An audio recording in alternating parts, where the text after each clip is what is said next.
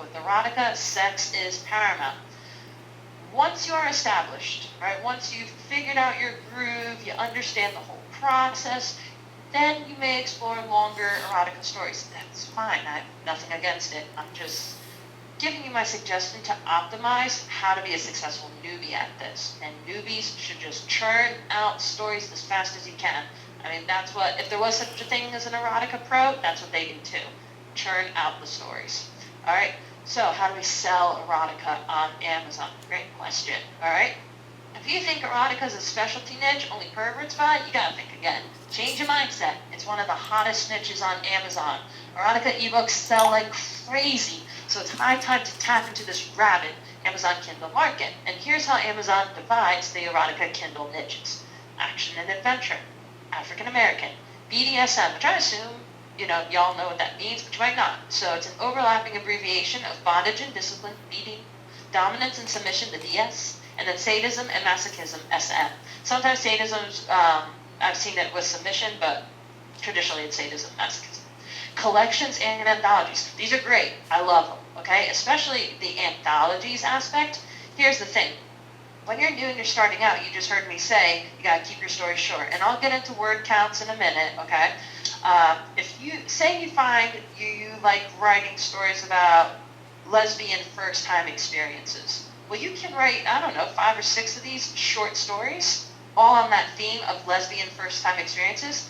Combine them together, boom, you got yourself a lesbian first-time experiences anthology. And because it's longer, you can charge more. So anthologies are great. Fantasy is another way Amazon provides erotica books. Historical, horror, humorous, interracial, LGBT, mystery, paranormal, poetry, which, FYI, is the most peculiar niche of all. It's also the least popular from what I can gather, from what I've seen. None of the top sellers are poetry, so if you would think maybe this would be like Roses Are Red, Violets Are Blue, You're Screwing Susan, but you should fuck me too. There you go, there's a little poem, all right? That's not what is in the poetry on Amazon with erotica. It's nothing poetic at all. It doesn't make any sense. It's confounding. All right, so I wouldn't be surprised if Amazon either gets rid of this or changes the title because it's not poetry. So if you're not poetic, don't worry about it. You can totally publish in it. Romantic, science fiction, suspense thrillers, urban, Victorian, and westerns. But there's a lot of overlap here. So for example, you could have an LGBT story that focuses on African American characters and takes place in an urban setting. So this could be filed as LGBT, African American, and urban niches because you've touched on all these bases. And all these niches you see above, they all sell well. You just need to get on the first page of search results and you'll be fine. You don't have to be number 1. Just get on the first page, okay? And here's the thing, keep it in mind. Everyone has quirks and kinks. Just because Victorian doesn't do anything for you, doesn't mean it won't rock someone else's world, all right? So keep that in mind. If you have no desire with anything involved with Victorian, it's cool. You should still publish in that niche, though. So how do you pick a niche? How do you start? Here's the courses of action you can take. Start with what you like and write in that niche. That's great. It's awesome. You can do some research. Start with one of the real top 3 sellers, BDSM, romantic, sci-fi, fantasy. All right? They're the top 3, but asterisk by that, every niche is profitable. So it doesn't quite matter where you start, all right? They all make money. And then systematically work your way through every niche. You want a presence everywhere. You can start with whatever will give you confidence and will be fun for you to write, but cover your bases and write in every niche, and then monitor the sales. Like you might not like Western anything, but you publish in Western erotica, lo and behold, you might have a real knack for writing Western erotica. So if your Western erotica sells well, even if you don't give a shit about it, you need to write more books in that niche, okay? Something to keep in mind is the less competitive a niche, the easier it will be to dominate it. But the less competitive a niche means there's not as much money there. There's still money, it's just not as much compared to the big dogs, all right? The more competitive the niche, the more money there is. But it's going to be harder to dominate precisely because there's more money, all right? I like that, though, and you should not be afraid of it. I think of it as like a bait ball. If you've ever seen a BBC documentary or National Geographic or Discovery Channel, and they have those ocean documentaries, and there's a bait ball like sardines in the middle of the ocean, and it's huge, and all these animals just descend upon the bait ball. So you have like birds diving in from the top. You got your tuna swimming by, picking off the bait ball. The dolphins show up. And they're like, hey, what's up? We're dolphins. We're going to eat you. And they start eating. And then out of nowhere comes this big-ass whale with its huge jaws. And it comes up and swallows half the bait ball. All right? Well, we all want to be the whale. But not everyone can be the whale, right? In erotica, think of the money like that bait ball. If you're a bird, that's cool. You're still feasting. You're still getting the money. If you're a tuna, that's awesome. You're still in on the action. You are still getting full, right? It's a feast for all the animals. So with the really competitive niches in erotica, like BDSM for instance, you can be a bird and still profit, all right? I hope we all become whales, you know what I mean? But if you don't, it's okay. So let me see here. Is Western about U.S. cowboys or Texas folk? A lot of it is. Some of it overlaps with historical, where it's like Old West when the sheriff was the law and there are bank robbers drinking in the saloon kind of deal. I haven't been to West Texas. Been to Texas before. I don't know what's going on in West Texas, okay? So if that is still the norm, then okay. But if it's not, then it's more historical in its aspects. But there's modern stuff where people are in ranches in Idaho and stuff, so it's real open-ended as far as Western, okay? Don't be afraid of the difficult niches, like sci-fi, fantasy, romantic, BDSM, all right? You can be a bird and still feast. So, okay. I want to talk about these subcategory keywords a little bit. In order for a title to appear in the erotica subcategories, the title search keywords must include at least one of the keywords or phrases listed next to the subcategory. So make sure you include the keywords on the following pages in your keyword field. You can add more, of course, but these are essential. This is being recorded. You will have access to a replay, so I'm not going to spend too much time with the graph because you can watch it again and look at it in greater detail yourself. But these categories and subcategories are specific to books listed for sale on Amazon. Other marketplaces may not support these keywords, but I don't concern myself with other markets, all right? And you want to use common sense with these keywords. For instance, okay, you might not know the answer, but I'll walk you through it. Are you more likely to say BBW or Rubenesque? The correct answer is BBW, unless you are annoyingly high class, right? BBW generally means big, beautiful women, but it could also mean big black women or big, beautiful, and willing. I've heard all three variations. But regardless, the key theme in those variations is the word big.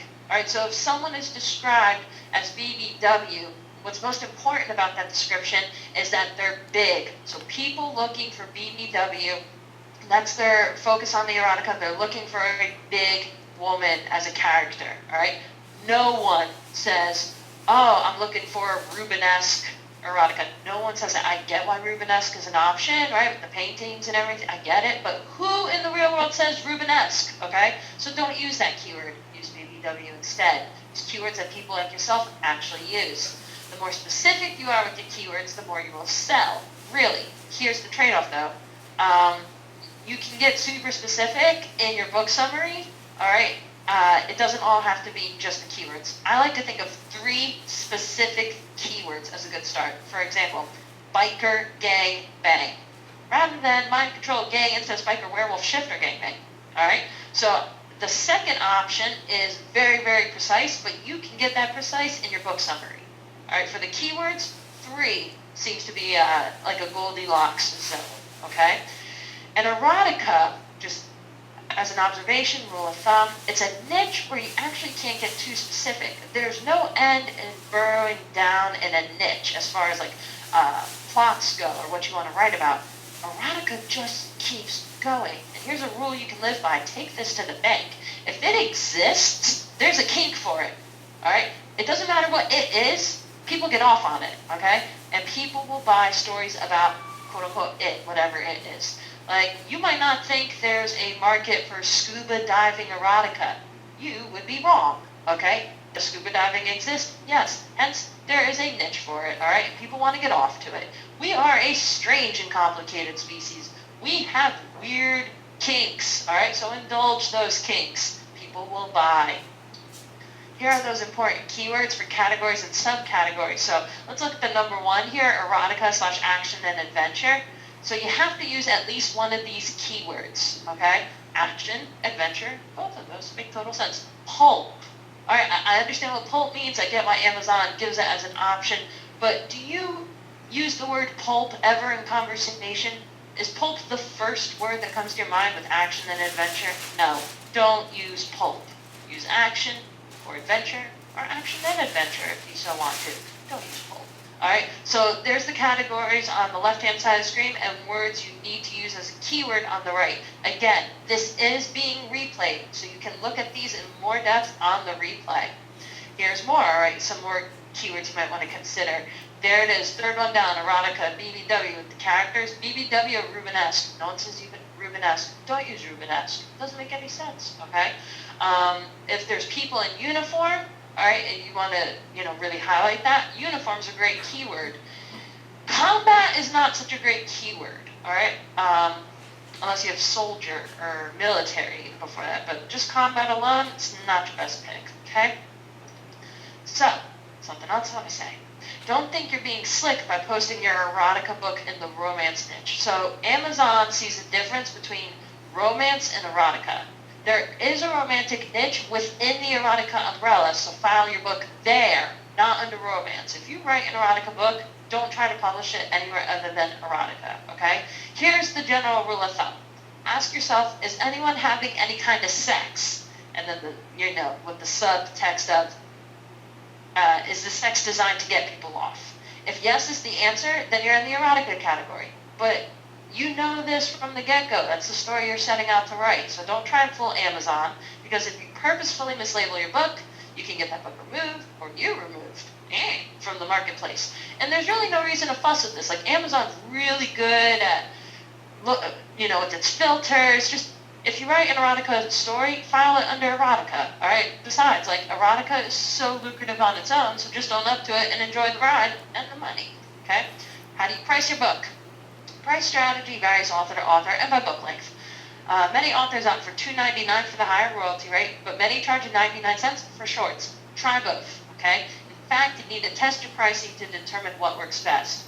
So don't be afraid to lower your book prices for a period of time and increase your book prices for a period of time. Compare your data, stick with whatever sold best, okay? So if you start with $2.99, you want this higher royalty rate, that's awesome.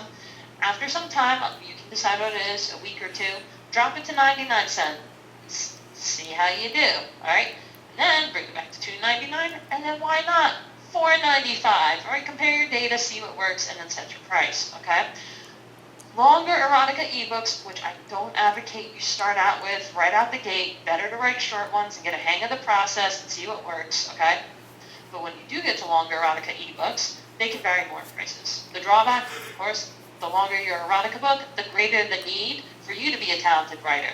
Good writers are thus rewarded in this niche in that they can charge more money per book because they're capable of writing longer erotica. But most erotica, again, I am stressing this for a reason, it is short and to the point. Case in point, right? If a pizza guy is going to bang a girl, the story should start as he's pulling into her driveway, right? Who really cares about plot development or super in-depth character development, right? Unlike traditional books, you don't really have to dive super deeply into this. You should give your character some development, like a little flavor, just to make the story unique. But with the pizza guy, we don't need to know that he clocked in late and his boss was mad at him, but he clocked in late because he hit every red light and his roommate was mad at him last night. Like, who gives a shit? All right, this is erotica. Where's the banging? Okay? So keep that in mind. Pizza guy example. Generally accepted or favorable prices for erotica, 99 cents, of course, $2.99, $4.95, and $9.95. And of these, the 99 cent and $2.99 sell best for individual stories. Anthologies or series can sell for more than $2.99 very comfortably. $2.99 is the low end for anthologies, all right? So you can sell more if you do that, which I recommend. It's great, all right? Length of book ideas. I keep talking about short erotica ebooks, and some of you are probably like, but what is a short erotica ebook? Which is a great question, okay?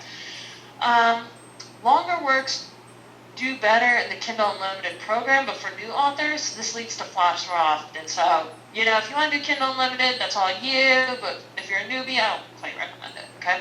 Instead, especially when you're starting out, write shorter works in the 3,000 to 8,000 word limit range. And here's the key. Publish as many as possible. 3,000 to 8,000 words, not a lot, yo. It flies by, okay?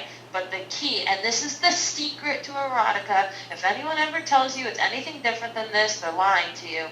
The secret is quantity. Publish as many as you can. That's what the whales do. They publish constantly, okay? So if you want to make as much money as possible, you have to churn out material. Luckily, it can be 3,000 to 8,000 words, which is super short. All right?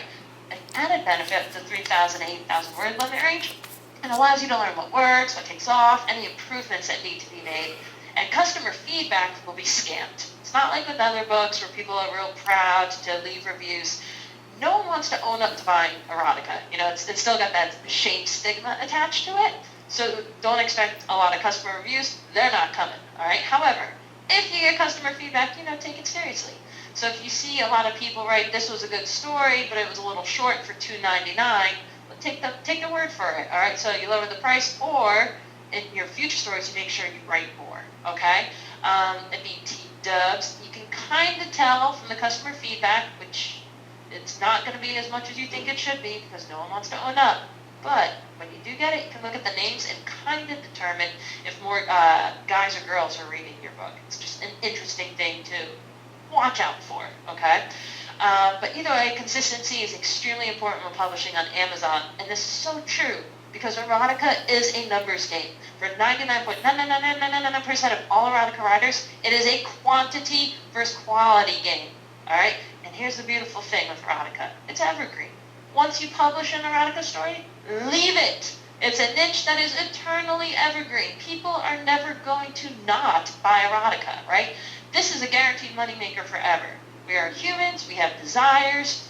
We have fantasies. We will always read erotica. So once you publish a story, let it ride, all right? And don't be surprised if you're making money from it way after the date you published it. It's one of the beautiful things about this niche, all right?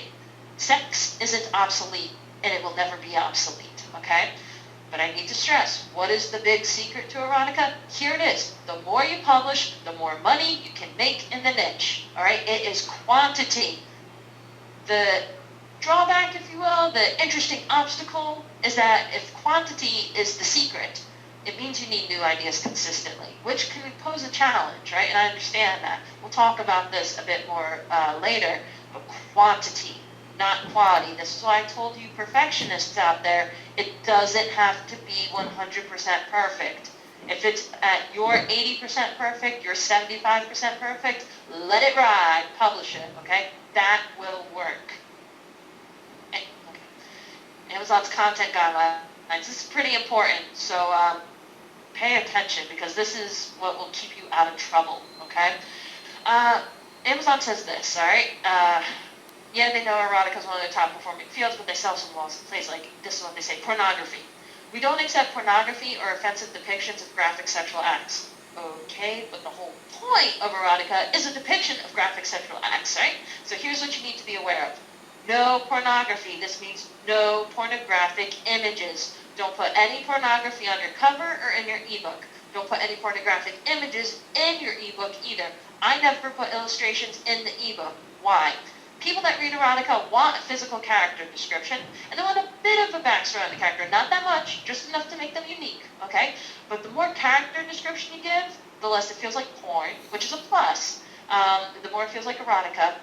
But if you go too deep into what a character looks like or what a character thinks, you start limiting their ability to fantasize. A lot of people that read erotica take what's on the page in front of them and blend it with their fantasy in their head. So maybe there's a character in the erotica book named Liana, and Liana has, red hair, but so does the girl that lives next door. All of a sudden, to the reader, this character Liana has shifted to look more like the girl next door. You see what I mean? You don't want to limit that in your readers, okay? Let their imagination take the wheel.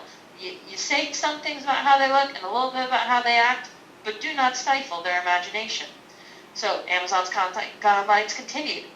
Amazon doesn't accept pornography or offensive depictions of graphic sexual acts, right? So now I want to focus on that offensive depictions, all right? Do not write anything offensive. Well, what is that? That's arbitrary. It's tricky, okay? Case in point, taboo topics are the top sellers in erotica by By far, it's not even close, okay? So you will see a lot of top sellers in erotica cover taboo topics and even put the word taboo in the book's title. Taboo isn't a hot niche. It's a nuclear hot niche. And it's not listed in Amazon as one of the categories. It's not like urban, Victorian, Western, taboo. No, taboo permeates it all. But what constitutes as taboo? Incest, dubious control, or dub-com as we say, reluctance, those are heavy hitters. But some, like breeding, which is impregnating, usually outside of the confines of marriage, that's a bit more palatable as far as taboos go. But pretty much any run-of-the-mill story can be taboo if you have any kind of kink or twist to it. And anything taboo is a top seller in ebooks. And if you go outside of Amazon and videos watched, anything taboo is a top video, revenue generator, etc. But ew, that's so icky, you may be saying. And you're right, like freaking nasty, incest, ew, okay? But ebooks, and videos for that matter, are in the business of fantasy. They sell so well exactly because you would never do it in real life. It's a complete disconnect from reality, so it's popular. Incest is so popular and kind of allowed on Amazon because it's so forbidden and disconnected from reality. This doesn't mean you have to write incest stories, right? You can give your stories incest twinges. Perhaps two people meet, they screw each other's brains out, and then they realize they're cousins, okay? Boom, super taboo. Definitely falls in that incest category and can be filed under mystery. A lot of incest stories fall under mystery, by the way, but they're everywhere. This would generate money, especially when you code it with taboo in the title, and then the description mentions something akin to quote-unquote, ...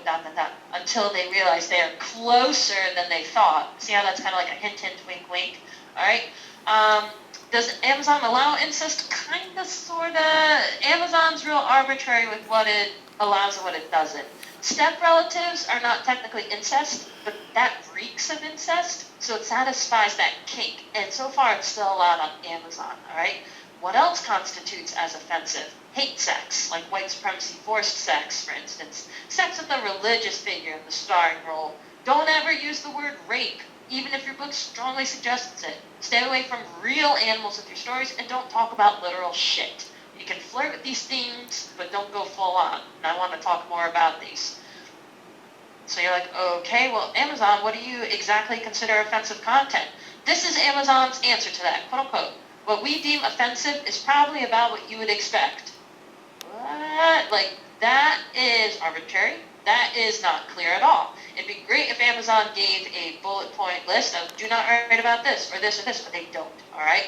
So Amazon has some lines that they don't want crossed. It's difficult because this is a moving target, but if you follow these rules, you should be safe. Number 1, no kids. No one is ever under the age of 18 at any time ever. I mean, you can end up in jail for that. If you write an erotica story featuring people under the age of 18, you just wrote kiddie porn, all right? So this is not what you want to do, all right? Everyone is over 18 at all times. Don't get clever with this. No flashbacks, no fantasy, no, it was just a dream. Keep the kids the hell out of it, okay? Never at any point is anyone 17, all right? So if you're doing like a freshly legal teen, they are 18. It is 12:01 a.m. on the day of their birthday, they're 18. And you do not reference them at 17 at all. See that? That is the difference, okay? Stay away from anything resembling hate speech. Refrain from writing a plot where hard drugs are used. Do not desecrate anyone's religion by using their religious figures in the plot in any way, shape, or form. Do not take someone's sacred beliefs and run it through the erotica ringer. You're asking for trouble. No scatting. That's the proper word for like playing with shit. That's why I said do not incorporate literal shit into your stories. So no one's crapping on each other, rubbing it all over, and getting off on that. Amazon's not cool with that. Don't go there. Do not use the term rape. Do not write rape fiction, all right? This is very tricky, though. It's not as cut as dry as you may think. Dub-con, or dubious consent, as it's properly called, or reluctance in the real world, that's rape, okay? But in erotica writing, there's a distinction, though it's tricky on how you word it. So perhaps in dub-con or reluctance erotica, there's hypnotism at work, which is crazy lucrative, by the way, and it may be banned, like jury's out on that one. So there's some stories on Amazon where someone gets hypnotized and they do all these sexual acts, and some of these stories are on Amazon, some are off of Amazon, and there's no reason why one remains and one doesn't. So Who knows what's going on with hypnotism right now? Here's another example. A woman-man, or woman-woman, or man-man for that matter, pre-agree to have sex with their partner and then purposefully drinks herself or himself to oblivion while still clearly and vocally enjoying the act, but because they're like purposefully drunk into oblivion, that counts as non-control in erotica, all right?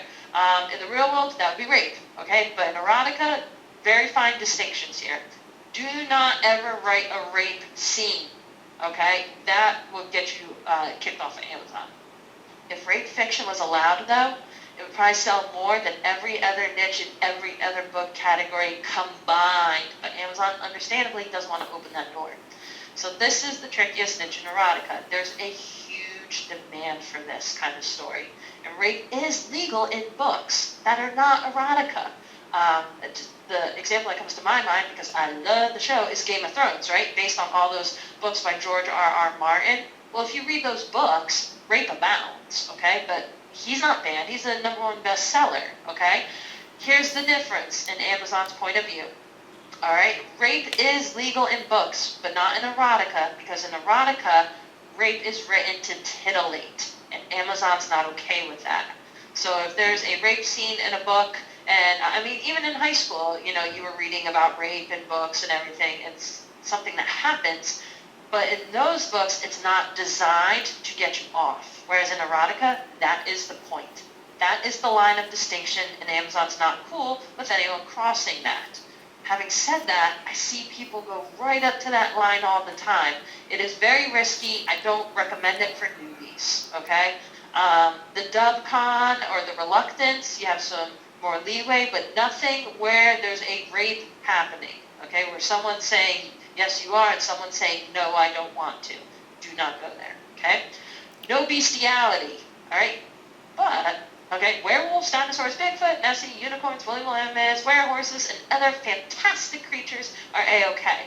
So there's no stories where someone is having sex with a real, known, living animal, all right? It's a line Amazon's not cool with writers crossing. Here's your workaround. You throw a where in front of it, and boom, you got yourself a mythical animal, all right? So you can write about erotica with dinosaurs. It's kind of a dumb niche, believe it or not. Like, it's kind of played out. It's lucrative. They were real animals, but they're not alive now, so there's your workaround. But let's say you wanted to write a story with sheep, all right, sexual acts with sheep. Make them wear sheep, and you're safe. If you don't put that where in front of it, your book won't stay on Amazon, okay? So you can wear sheep, wear dogs, wear cats, wear cows. It's fantastic, all right? That's the workaround. Make it aware. You can kind of write about incest, but don't use the term incest in the title or in the product description or the summary. You can use the word taboo. Like, taboo is one of those code words that people will definitely be drawn to if they're looking for an incest kind of story. You just have to dance around the word incest, and that's fairly easy to do, right? But to be extra safe, don't put it in the immediate family. Step family, family members who never realized they're related, cousins all seem to be in the clear, but like I said, with Amazon, that's a tricky dance, and it's totally arbitrary on their part. Having said this, more books than I care to count deal with close incest explicitly. I do not recommend this course of action for those starting out. All right, yeah, they're top sellers, and you can make a lot of money with it, but it seems like close incest Amazon's starting to crack down on, so I wouldn't go there. Necrophilia is forbidden. You might be like, duh, of course it is, but remember I said if it exists, like, there's a kink for it, so people are actively seeking erotica that involve corpses, okay? So here's your workaround. No one's having sex with a corpse, but if you had magical powers, you brought someone back to life, and that someone fell in love with you and banged you because you brought them back to life, that's A-okay. Now maybe that, reanimated corpse dies again after sex, all right? Which really has heavy tones of necrophilia attached to it. Maybe it lives forever, I don't know. But it cannot be an unanimated corpse. It has to be reanimated, okay? So you can file that under fantasy or horror, even depending on how you write it. All right, racism is not tolerated, but no bigs, because interracial erotica stories are on fire. So don't be a racist. In fact, interracial erotica stories, that's where it's at. So that's totally cool. And otherwise, generally speaking, it's pretty open, right? So having sex for money or pony play gangbang, that's offensive in many circles. But in erotica, this makes for a great, sensible plot. Of course you would write about someone having sex for money. Or of course you would write about a pony play gangbang. That's all fine. If you don't know what a pony play gangbang is, you can Google it later. Just, asterisk by this, what has been seen cannot be unseen. Okay?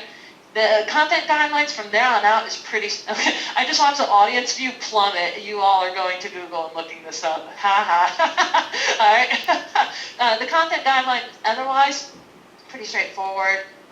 There's lots of great free erotica on the internet, but don't copy and paste it into your ebook. Plagiarism is not cool. Like, ethically speaking, that's not right, okay? But it's not legal, and you will be punished for it. Amazon's real good at sussing out plagiarism. And don't use public domain, but that doesn't apply to this lecture because we're talking about your own works, okay? Caught us, yep, got you. Pony play, gangbang, have fun with that, all right? Poor customer experience, Amazon's like, don't give your customers poor customer experience. Of course you wouldn't, right? And there's the link, it's standard for all niches, completely common sense.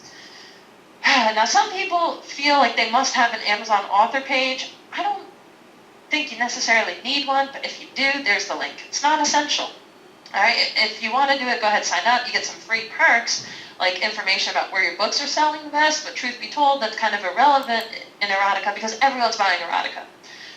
Instead, right, let's talk about no-names a little bit. Your fake names, maybe fake pictures, set up an author page, right? If using a fake name, that's what I recommend, but to each their own. Using an ambiguous name is generally speaking best. A very famous example of an ambiguous name is J.K. Rowling. Readers can't discern if male or female. All right, I would test to see if you get more sales with a male name versus a female name.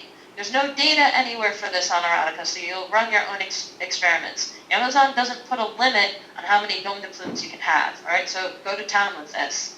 Something else I like doing, it works really well, and I urge you to consider it, is publish different books under different names. So if your ebook deals with newly legal teens, maybe a name like Candy Hardbringer would work. A book about BDSM might fare better with an author name like Nadia Sinclair. Yeah, that sounds like a real dominating chick, Nadia's here. All right, so author names are part of the fantasy. No one wants to picture an erotica story written by everyday people like you and me. I mean, we're all special snowflakes and all that jazz, but we're normal, okay? Readers want erotica books to be written by sexy, adventurous, dangerous people. People who have lived what they're writing about. So, indulge that fantasy. Nadia Sinclair is going to write about the men she's tied up and whipped and put ball gags in and, made them cry. Nadia would do that. Whereas Candy Hardbringer sounds a little sweeter, a bit more naive. So play with this, okay? And like I said, Amazon doesn't limit how many fake author names you have. So go to town, all right? Cover considerations. You can try making a cover yourself, but unless you're a graphic designer or artist, that's not really feasible, okay? You can purchase covers, all right, but the best part about cover considerations of erotica is images don't even have to correlate to your story at all. And I know that sounds crazy, but it's so true, okay? The cover image just needs to be intriguing. That's it. Shadowy silhouette, always a safe bet. But go ahead and use an image of smudged lipstick on a face. Or, one of my favorites, like a close-up of high-heel shoes or spurs on a boot, all right? It doesn't matter if these things don't relate to your book. People are going to buy it anyway. If I'm writing a story about in an urban setting, right, it's an urban book, and I have a high-heel shoe on a sidewalk, like, that works. It's amazing, okay? Images cannot be lewd. Amazon cares about images, and remember, they're real big on no pornography. So you have to veer away from any images that explicitly showcase female and male sexual body parts. So like cleavage, depending on the image, that might be okay. Female nipples, though, never okay. The shirtless beefcake guys, they're okay. They abound, all right? But a close-up of the package, never okay. And it's a fine line, but let's be real here. You know pornography when you see it. So don't put any of those pornographic images on the cover and you're safe. Let's talk a little more about covers. Try browsing the top sellers for ideas on cover design and just emulate what works. You're not reinventing the wheel here. So you want to have a hot and or intriguing cover image, and here's the key. It's got to be clearly visible when it's presented just as a thumbnail image. You're good to go. All right, that's it. Don't overthink this. And as far as titles go, don't get too clever. Like a whisper in the wind is poetic, but I'm not sure who or what is getting banged by who or what in this context. So people, when they're looking for erotica, they're already in a buying mood. They're looking for a particular kind of erotic story, okay?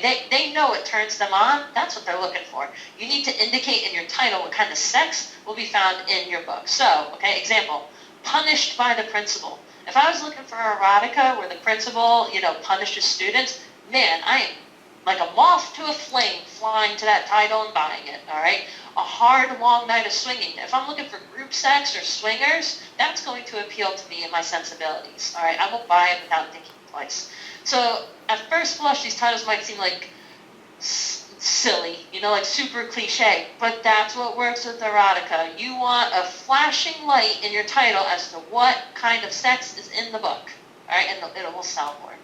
And the cover image, assuming it's not pornography, definite no-no, follows all the same formatting rules as cover image for any other niche, but there's these additions. No nudity or appearance of nudity.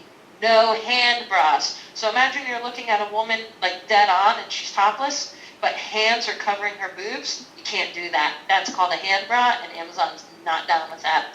No side boob, no nipples, areola, no male organs, and no bare butts. So you can have like the curvature of a butt, or like butt cheeks peeking out of, I don't know, like really short jean shorts or something, but no bare butt. Not like if someone's standing in front of you, turned around and you're looking at their ass. You can't have that on cover image, okay?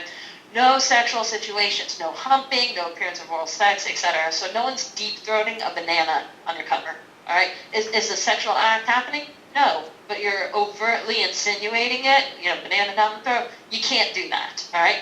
And then this is interesting with Amazon. No ropes, chains, or handcuffs. And I point it out because BDSM is so popular, and these things would be so convenient on a cover for BDSM, right? It's really tempting to put handcuffs on a cover, especially if they're not threatening handcuffs, like they're fuzzy pink handcuffs or something silly like that, okay? Why not ropes, chains, and handcuffs? This is pure speculation, but I think it's because Amazon views those as too non-consenting. Like someone could be tied up or chained up or handcuffed against their will, all right? So Amazon doesn't allow these on the cover. But as long as your cover image is intriguing or hot, you know what I mean? It doesn't have to relate. So BDSM, you could have a feather on the front, all right? As long as it's a interesting backdrop, it would work, okay? So it's not too hard. How do you write an erotica ebook? Oh, great question. I thought you would never ask, all right? So we already discussed ways to pick the niche you want to start with, but how do you actually write the book, right? I'm doing the best I can, but truth be told, there's no satisfactory explanation. You really can only learn by experience. I liken it to salt. Pretend you've never tasted salt before. You have no idea what salty is. I could stand in front of you and describe salt and all its qualities, its chemical composition, how it's mined and harvested, etc. So I'm blue in the face, but until you put the salt in your mouth, you'll never understand salt and salty thoroughly. You'll never get it. I can't describe salty to you unless you've tasted salt. All right? Same with erotica. I'm explaining erotica right now, and you might intellectually be hanging with me and understanding, but until you put it into practice, you won't fully understand. Things will click once you try, once you do it, all right? Experience is the best teacher here. So, we have homework. We're going to begin with our experience, okay? Immediate homework assignment. You have 5 minutes to sketch out a fairly thorough erotica plot. I want you to bring your A game to this, all right? Even though it's 5 minutes, come correct. This is what I want. I want to know what niche it's in. Action and adventure, African American, BDSM, fantasy, historical horror, humorous, interracial, LGBT, mystery, paranormal, poetry, romantic, science fiction, suspense thrills, urban Victorian westerns. Those are your niches. Let me know which one you're writing in. Give me your names and characters, and I need a bit of a description about them. Remember, I don't need to know what happened to them, the week leading up to this event. I'm trying to get off, right? If I'm a reader, I don't give a shit, all right? But you gotta make your character stand up from the hurt. So a brief description is essential. A good outline or description of the plot. None of this, he was there, she was there, they banged like there was no tomorrow bullshit, all right? The more descriptive, the better. he was there, she was there, they banged like there was no tomorrow, doesn't sell. So don't half step here. And if you can think of it, no harm done if you can't, but a title would be great.